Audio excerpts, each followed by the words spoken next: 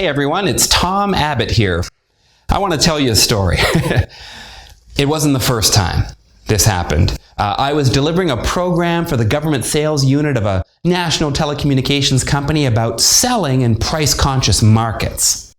And when quoting Socrates, who said, "I cannot teach anybody anything.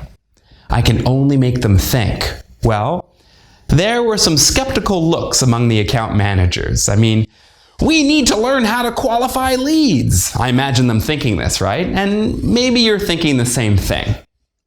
So I elaborated by saying, it might be more helpful if you thought through this situation rather than me giving you a solution, because what works for me and other sales professionals may not work for you. So let me help you think this through. Then I had the unit working together in a group exercise, and they experienced the benefits of solutions-focused sales coaching. Well, your sales team can experience these benefits too.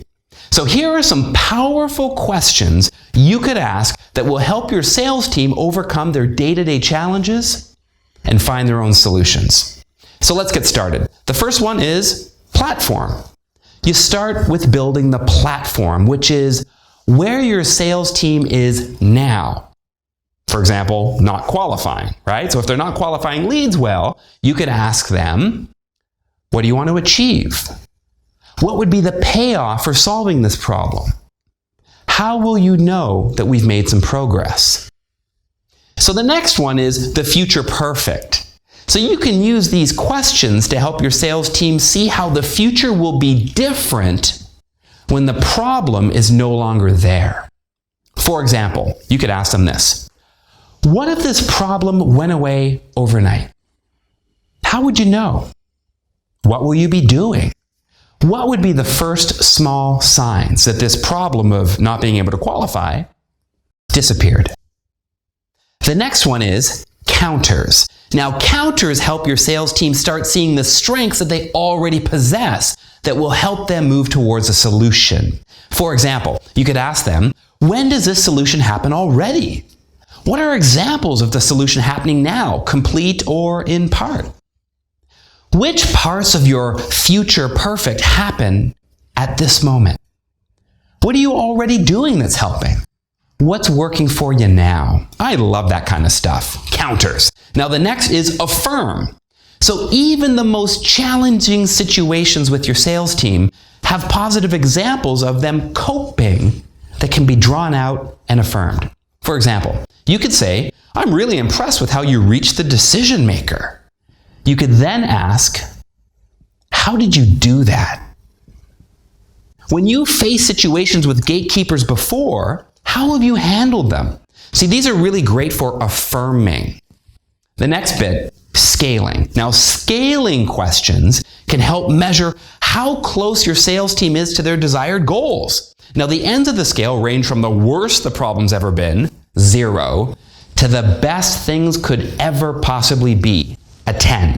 So for example, you could ask, on a scale of 0 to 10, where 0 is horrible and 10 is like perfect, where would you put yourself right now?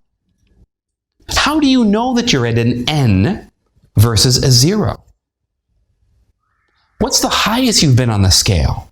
When was that? How'd you do it? Next are small actions. So the goal is for your sales team to repeat what has worked in the past and to help them gain confidence in making improvements in the future. So for example, you could ask, suppose you were 1 point higher on the scale. How would you know you were 1 point higher? What would you be doing more of, less of, or just differently? What's the next small step to take? And finally, review. Asking your sales team to summarize their action plan will result in greater accountability and ownership. For example, you could ask your team, what actions will you take as a result of our conversation? How can you stay on track? Reassure your team that by sticking to the plan, you're positive they're going to succeed. In my work with sales leaders and sales professionals, I've noticed that solutions-focused sales coaching, that's a mouthful, helps teams focus on what's working, and it results in more autonomous, proactive, and high-performing sales teams. Now, I've got a question for you. What do you find most useful in coaching your sales team? Post your comments below. Share what's working for you and maybe what's not working for you. I'd love to hear from you. Anyway, that's it for me for now. Tom Abbott here. Looking forward to seeing you on our next video. Take care.